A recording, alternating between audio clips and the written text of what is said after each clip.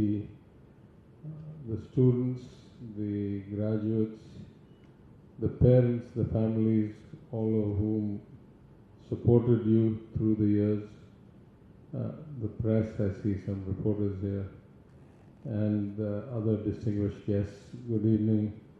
Thank you for inviting me to this very important occasion in the lives of all graduates who come out of any ceremony. I was speaking with the convener earlier and he told me about 100 and odd people were getting degrees, but 90-something of you only attended. And I was reminded that of my own 4 degrees, the first 3 of them, for various reasons, I couldn't attend. So I appreciate that a few cannot make it today, but I'm very happy that the ratio is so high. The director gave me such a big introduction that I'm not sure I can say anything to top that. But I want to start somewhere else. I want to start with history and the importance of Miyasi to our society. My own legacy, as has been mentioned, is very deeply intertwined, inextricably intertwined with the social justice movement and the Justice Party. And our family goes back at least to the early 1900s in this movement. It was the primary reason why I decided to put a stop to my professional career at the age of 50, and very belatedly, but still with active years left, come into public service. In that sense, I would say Miyasi also, with roots going back to the early 1900s, has had a profound impact on the shape of our society, the equitable outcomes that we all aspire to, and the provision of education, particularly to those who otherwise might not have been able to get access. And its history is remarkable. If my understanding is correct, this association came out of a conference, the All India Mohammedan Educational Conference, held here in Madras in 1901, in the days of the British Raj. And I think many people at that conference felt that there needed to be, for benefit of the public society, to advance the kinds of goals that, as I say, were at the heart of the social justice movement and the Justice Party. And so, towering individuals with great foresight, Janab A. Hamid Hassan Sheikh, Nawab Syed Mohammad Syed, Justice Sir Abdul Rahim Syed, Sir Muhammad Habibullah Syed, Nawab C. Abdul Hakim Syed, and most of all for me, Sir Muhammad Usman Syed, who was a close friend of my grandfather, who served with him in the Justice Party first Legislative Council under Dayaki, and went on to have many distinguished posts during his time. But they both were elected into, nominated into the first Madras Legislative Council after the Montague-Chelmsford reforms in 1920-21. In that sense, the more than century now, as the Secretary mentioned, coming up to 125 years, the work done by this yeoman kind of initiative is hard to overestimate, especially as we find the world is becoming more parochial, more frayed, and we see all kinds of negative connotations to the libertarian kind of harmonious, integrated approach that society ought to take, and in many ways was taking for the better part of the 20th century, then we find that such institutions are vital in ways that we may not even have thought about in easier times. But in particular, the vision to start new institutions as and when the need becomes apparent, to set up a special institution for architecture, one for management, one for information technology, and adapt to the times. Very often we find that institutions that last a century or more become staid, become kind of set in their ways and don't have the ability to adapt and transform. And I'm very happy to note also the structure, as was explained to me, with 60 executive committee members, with a lot of input and a lot of ideas, that this institution continues, that the broader institution continues to lead the way and to keep bringing fresh thoughts and fresh thinking into the system. For those of you in this institute, I'm so happy to hear of the tremendous achievements. It is very hard to build institutions of excellence, and it's even harder to sustain the culture of excellence. So when I hear about the fact that of the 1,000+ alums, almost 75 have been rank holders in the university, and that tradition continues with this year, 4 of the 10 university rank holders coming from amongst you. I congratulate you, I congratulate the institution. It is a remarkable achievement. I also am very impressed and delighted to hear of the almost needs blind, which people like Harvard have been trying to implement lately, where the institution provides scholarships to talented students who are not able to pay the fees, and how that money, in the case of the Institute of Technology, is about 20 lakhs, and across Miyasi is 10 times that, 2.5 crores. So I think this is an even greater testament to the notion of inclusion and equitable access, and goes on to shape a society where people from all kinds of backgrounds get to participate in the fruits of learning, then career growth, then kind of economic advancement from there. I have a particular personal connection also, in that my special personal assistant, government staff who practically runs my office, is a graduate of New College, and he's very happy to be here with me today. I don't know, he's somewhere in the ranks. So he was very keen that I should come and join me. As for the world of IT, you know, there's a big buzz these days about AI. And I try to put things in context. I had the great luxury, as I was mentioning earlier today, of receiving my first personal computer in 1980 or 1981. It was the first introduced by IBM. It ran on Microsoft DOS, which eventually made Bill Gates who he is today. It had a green cathode ray tube screen, a dot matrix printer, and 64 KB of RAM and a 20 megabyte hard drive. Now you can imagine how far we have come. I think my phone has almost 512 GB of hard drive and probably 16 GB of RAM. So in the course of this evolution, there have been many so-called step function or inflection points as technology has evolved. What makes the most recent kind of shift to the era of AI unusual, I think, is that it is changing the nature of work, and therefore changing the nature of the kind of education that is required for people. I say this not as a technology perspective, but from an administration and a societal perspective.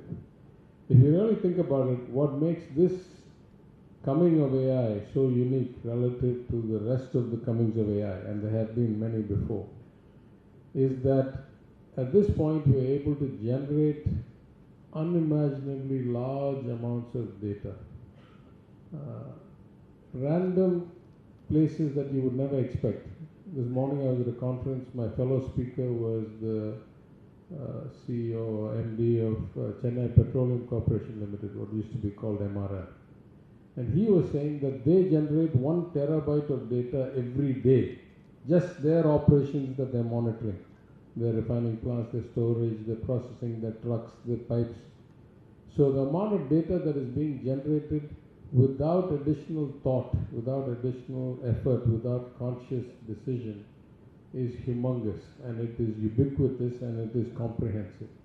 That has never been the case before.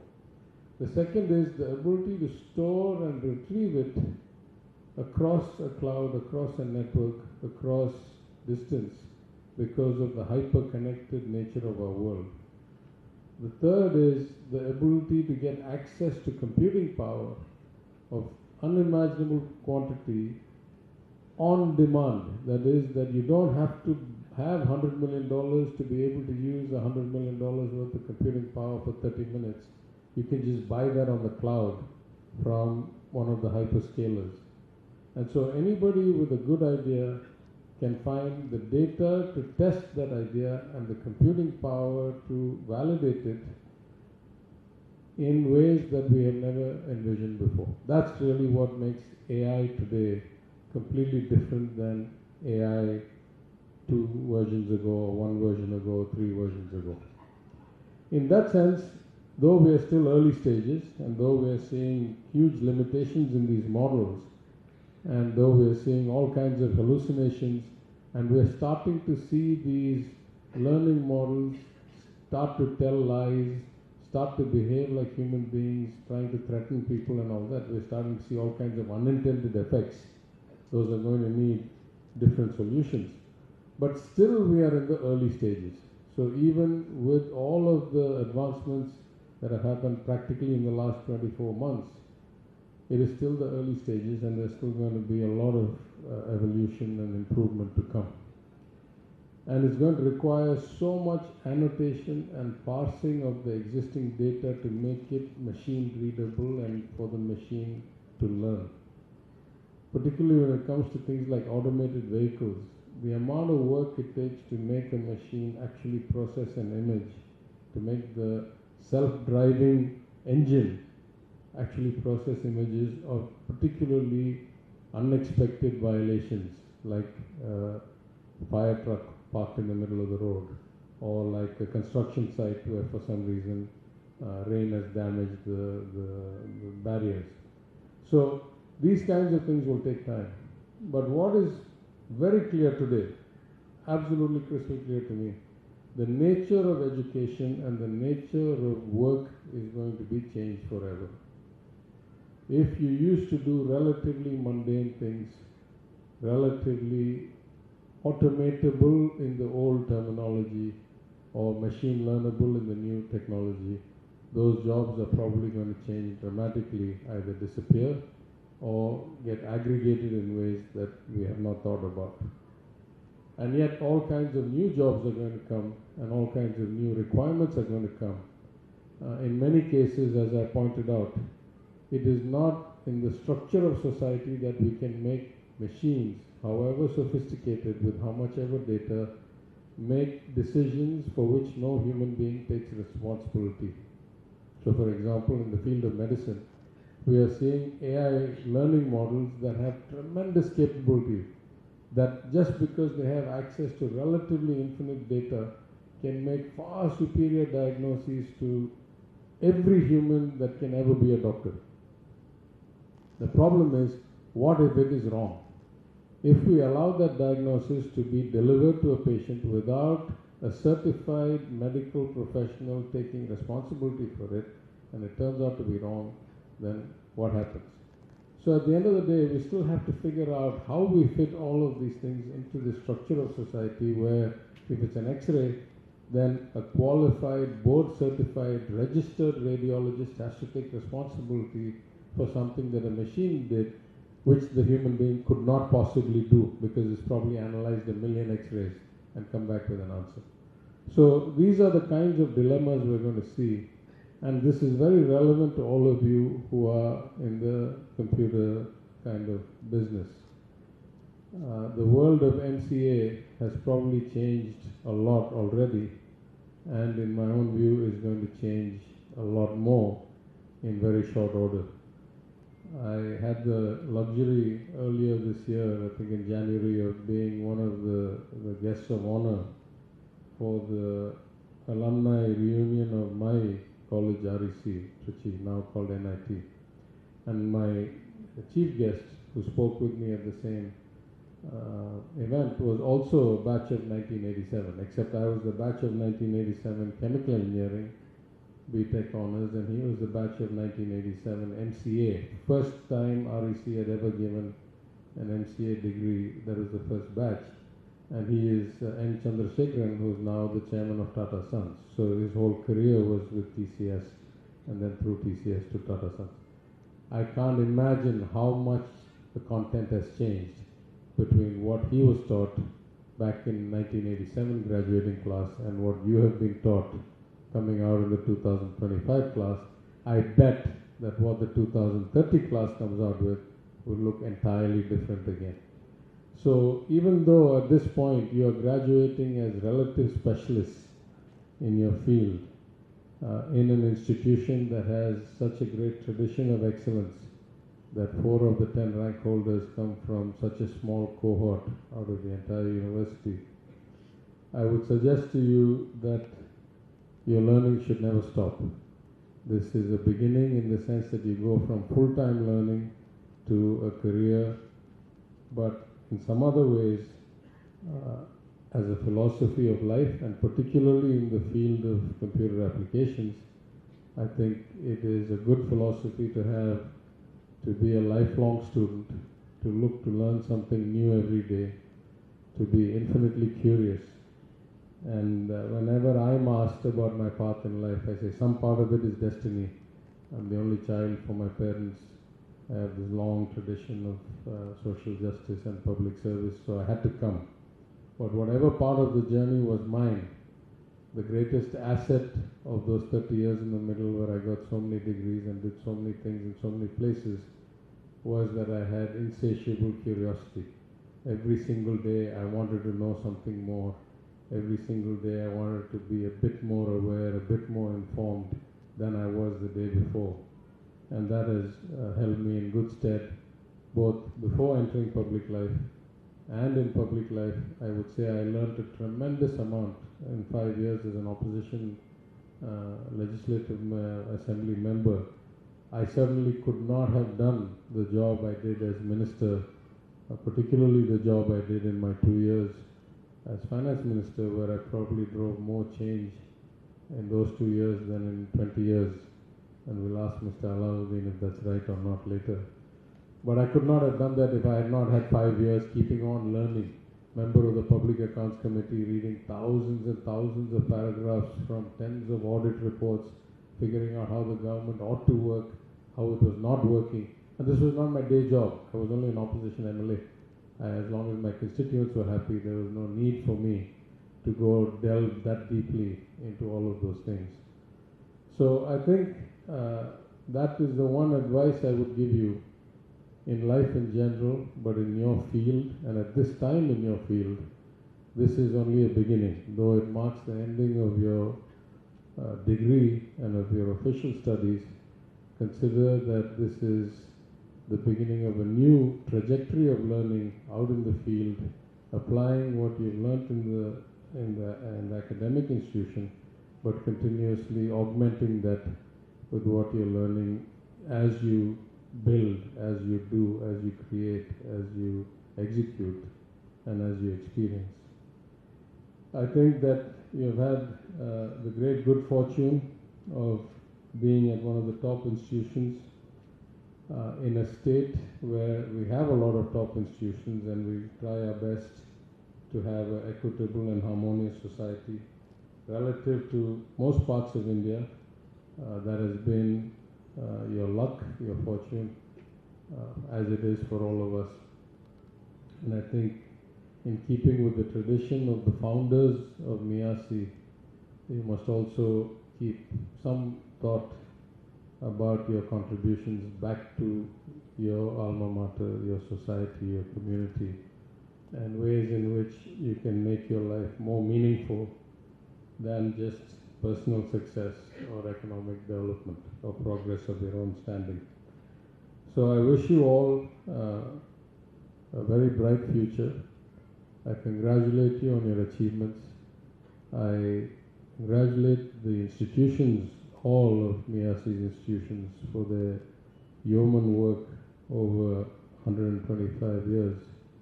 All the office bearers, all the director, the faculty, all of the staff. I hope your work continues and continues to impact many, many more thousands of lives in an inimitable way that only you can do. And I thank you once again for inviting me to be part of this wonderful occasion. Thank you very much.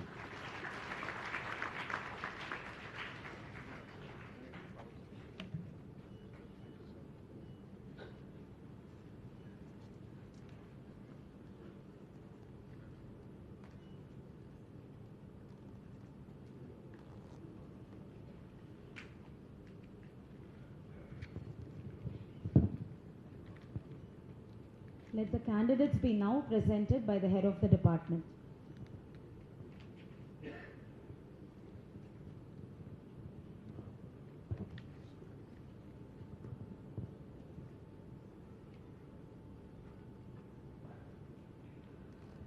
Good evening, everyone. Mr. Secretary, I present unto you the candidates in person in the MCA who have been certified after examination to be duly qualified to receive the degrees of University of Madras. In this batch, there are 4 rank holders, 65 first class with distinction and 50 first class holders.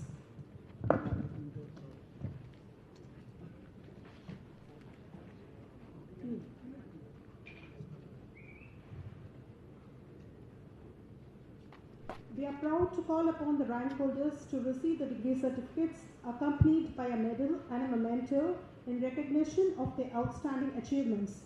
Parveen Salha, she has secured the university 3rd rank.